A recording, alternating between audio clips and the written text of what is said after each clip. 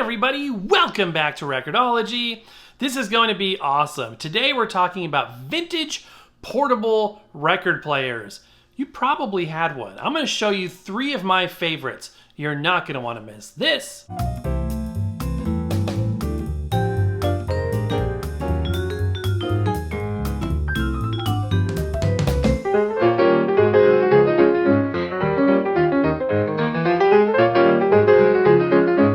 Welcome back to the studio. Here we are yet again for another adventure. So glad you're here. Today we're going to look at 3 vintage portable record players and kind of talk about what it's like to own them. If it's recommended, if it's more pain than it's worth, what the sound quality is, usability, etc. We'll take a look at each one. Thought that'd be kind of fun and see what you guys think too. Also got some really cool and colorful kids records to use to test out, so stay tuned for that. So this is the DJ record player. I would guess this is marketed towards young people for the most part. This is very reminiscent of my Fisher-Price record players and the sort of molded, plastic is going to be king today. Everything is plastic, and it's kind of synonymous with portable record players. Not to say that that's bad, but it's the way it is. So yeah, it's like this puffy, hollow, texturized plastic that I can only describe in that way. And then if you flip it up, also very common to see these molded electrical warnings. And this is the SP30 apparently. DJ Corp, Holbrook, Massachusetts, made in the USA. I would not be surprised if this is from the same exact company. You can see the cable's a little worse for wear. It's got this questionable duct tape part of it, but it just coils around here. And I really think this is probably a kid's record player. Looking in there, that's probably a direct line into the motor. All of these are very portable, and this one will require power, so when you do use it, you can't, take it to the beach, as people always say. Don't ever do that. We did a short video just for the fun of it, taking a record player to the beach, what that experience was like. It's not good. Don't ever do that. Sand and records, not a good combination. The clip on this thing, I can't believe this is still working perfectly after all these years, but it's just a piece of plastic that's thin right there. It's not even a hinge, but it acts like the hinge. So there we go. Again, it is very reminiscent of those Fisher-Prices, even by design. But I love this thing, the DJ, or the special edition by DJ. We got the sticker down here, the very 70s and early 80s looking brown and orange color aesthetic there. It's going to be a rim drive, which is a pretty common thing with these portables. And you can tell that just by looking at this. Anytime you see a record player with a speed selector switch down here, then you know it's rim drive. So there's a little rubber wheel inside rotating this platter, which is plastic, very brittle plastic at that. This is good though, because it has a detent position there, a neutral position. So when you're storing it, you can keep that rubber idler wheel off of the drive shaft so it doesn't deform, which is a good thing. Also, I love how these, some of these will have these built-in 45 adapters, which is cool. It just rotates up right out of the way. The tone arm, again, very plasticky. I think this has probably changed colors over the years. I want to show you up close this very, very delicate, shall we say, counterbalance or lack thereof. It's really more the gimbal. I don't think there's any counterbalance. Just the weight of this tone arm is what it is. But it's just a plastic piece sticking up there that's rather loose, and then a spring. That's it. It's precarious, but it does the job. Not very rugged. I don't know if that was originally like that. When I first got this, my thought was, yeah, something broke off and this is what's left, but I don't know. And then it's got a cartridge under there. But to stow it, you just take the edge of that plastic and slot it right in there. That's the rest. It works. I mean, it works. I love how the on-off volume label and tone label are just molded in. These are obviously plastic knobs, but they got decent drag. Probably oxidation more than design that way. But, they'll get the job done. As soon as you turn it on, you can hear that rim drive humming. But yeah, it's it's a basic system. It's a 2-speed portable record player, and its job is to play records. So speaking of records, let's go ahead and start with this. Why not? This is Quick Draw McGraw and Baba Louie, Super Snooper, Blabber, Augie Doggy, and Doggy Daddy. I grew up in the Hanna-Barbera world, and I think I remember Quick Draw McGraw. And I remember seeing these two, but I don't know if I could tell. You know what? I remember seeing all of these guys. I don't remember Baba Louie. But yeah, that's a deep world of fandom. So here is the record. It's well worn. It's been played on stuff like this. Heavy tracking force, kids handling, etc. So let's flip it to 45. Let's turn it on. Oops. Okay, let's put the record on before we turn it on. We're going to go ahead and put this here. And I'm going to put the tone control's interesting. It starts kind of at 1 o'clock and rotates all the way to 11. I wonder if that knob has been taken off and reset so that the needle is pointed in the right direction. All right, let me flip the mic around and we'll give this little guy a listen. Usually these things have copious amounts of noise when you turn the knobs because they need desperately to have some deoxit. Whoa, that's harsh. Okay, hold on, let me turn the volume down. Good grief.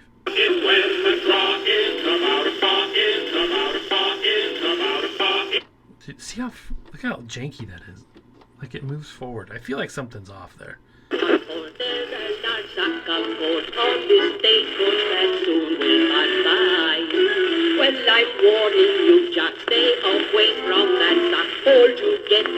I can't even understand what's being said there. Like I believe it was English, but I couldn't understand a word of that hardly. It's not a crime to say what I say almost every day, and I don't care if you're enjoying this content, can I ask you to do me a quick favor? It won't cost you anything. Would you please subscribe if you haven't done so already? That way you can be along for the journey and not miss any of the other cool videos like this one that we do all the time. We'd love to have you along for the journey.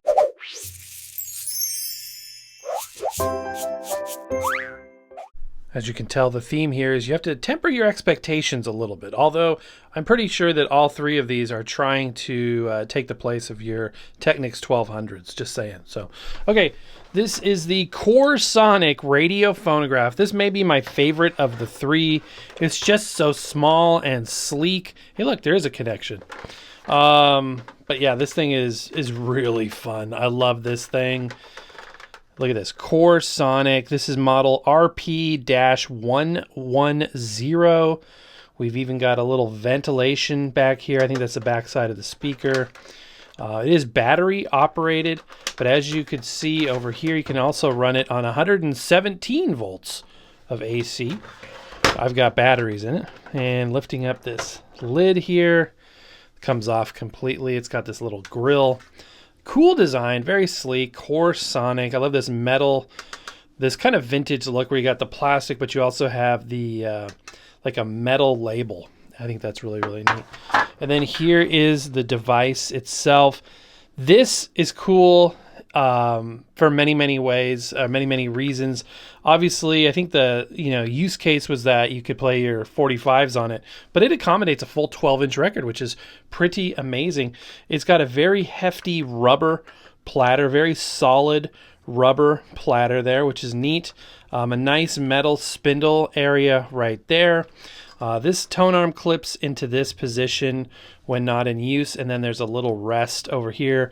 Obviously, we've got the built-in mono speaker. I love the metal elements on the top of this. Again, these little metal stickers.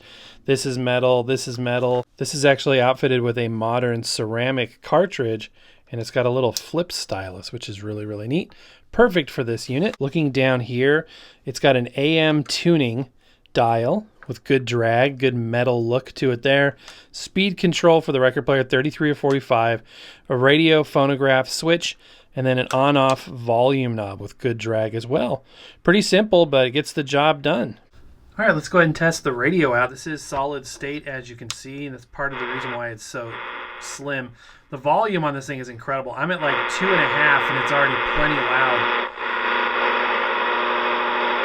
AM only.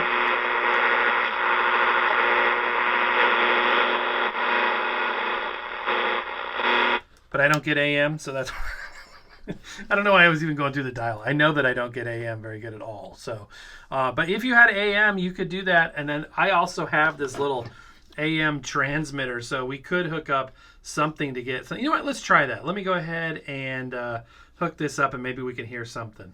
I like a man with class and dignity and savoir faire. It's getting late and voila. There's our song. By the way, if you want to hear the full high definition version of that, it is streaming everywhere. Music streams.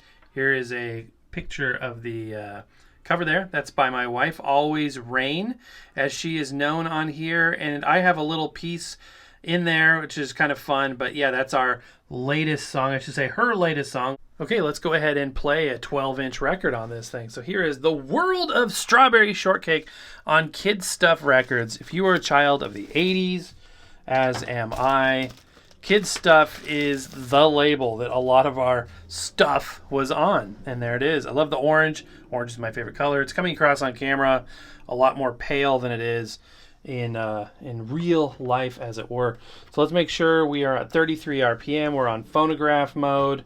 You can control the power switch and volume when you are in phono, but you can't obviously adjust the tuning dial, which is fine. So some pretty smart engineering there, if I do say so myself. Let's go ahead and put that on, and it rotates automatically when you put the tone arm over. Fancy stuff. Money, we all pitched in. You won't regret this purchase. Can't let this go on. Hey, down there. Your friends didn't desert you. They were all over in Lilac Park. Why? Just go take a peek and see. Okay. There's some kind of scratching going on. I think the warp in the record is hitting on the back part of this tone arm. But yeah, it sounds pretty clear. It sounds a lot clearer than the other record we listened to on the other unit. I don't know how much of that is the record versus the record player, but this is a cool unit, very compact. That record looks absolutely massive on this little thing, but it's very versatile. You can do all kinds of radio, 2 sizes, 2 speeds of records, and I think that's pretty cool. So yeah, this is really, really neat. Let's go ahead and turn it off. Put the tone arm into the rest, and yes, the stylus is suspended above the plinth there. And very gently try to fit this back on. Sometimes I struggle getting this on right there. It snaps into place, and you're good to go. It's got a little carrying handle. Very snazzy. Very, very 70s looking green color on there, avocado green. And it looks pretty dang sharp, I would say. And finally, we've got this little Philips all transistor set, and it is a good quality unit. Listen to this handle. It's this plastic handle. It's just got this really squeaky sound when you lift it up, but it's still pliable to a degree. Mono speaker.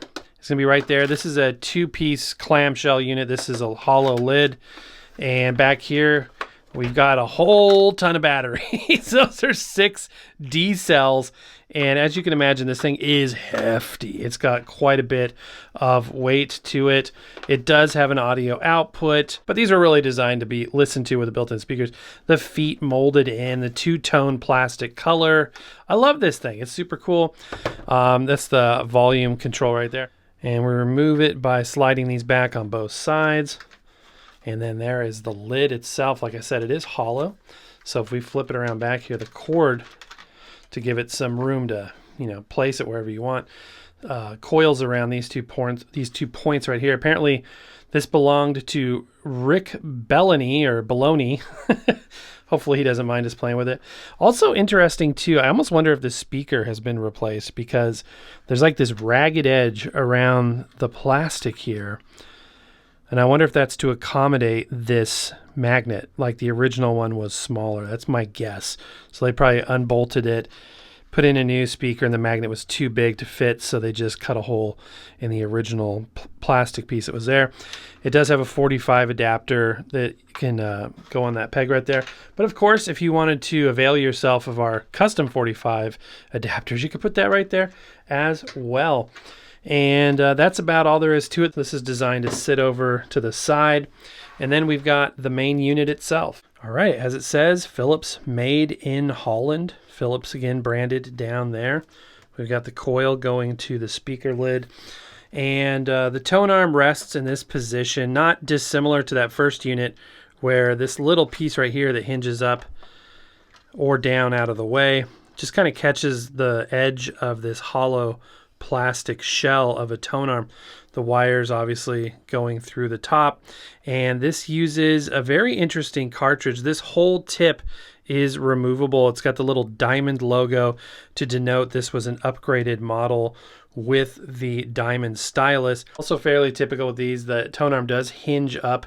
We've got the spring down there, and if I tilt up, you can see the cartridge itself. This also features a nice flip stylus, actually a much better one than the other unit. And then over here, we've got that volume control I was telling you about, as well as a speed selector switch. Something that sets this one apart is it's 3 speeds, so you can play 78s, and we're going to do just that. This actually is a rim drive unit, but it uses a combination of belts and a rim drive, which is kind of interesting. So the platter itself has it's got to be aftermarket rubber sheet. It's not even a real platter mat, it's just a sheet of rubber that somebody tried to punch a hole on. And then you've got the metal platter itself, very heavy, which is good, a little pin there. So I'm going to go ahead and put our record on. For a record today on this, we are going to be listening to a little, I believe this is like a 6-inch record. This is a 78 RPM children's record, a Tisket, a Tasket, Pussycat, Pussycat, Ann Lloyd and the Sandpipers, Mitch Miller and his orchestra. And you know Mitch Miller, but you may not know that Mitch Miller's name was synonymous with kids' records of the 50s. On this side, we've got the Muffin Man, Hot Cross Buns. I actually have this song in a couple different variants of kids' records. But yeah, let's go ahead and start with this one right here. To start this thing, it's kind of unique. You'll notice that if I place the stylus over here, nothing. There's no on and off switch per se. There's a volume control, but there's no like on-off switch. It's actually in the tone arm positioning. So if I pull it back a little bit, you feel it catch and it starts the rotation. That green and yellow basket, I wrote a letter to my lover. Pretty remarkable fidelity off this little piece of plastic that's so many years old. And so as the stylus progresses towards the center, it shuts off. So it's got an auto stop mechanism. Let's go ahead and see that mass inertia. It takes a while for that thing to slow down. Let's go ahead and flip the side and give the other side a little bit of a listen as well.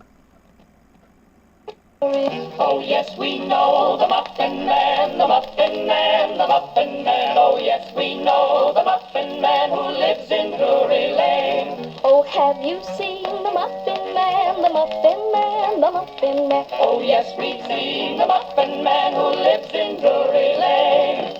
So my first record player, portable or otherwise, was the Fisher-Price from 1979, which I still have one of. Not the original one I had, but I have one of them, and I'm very grateful for that.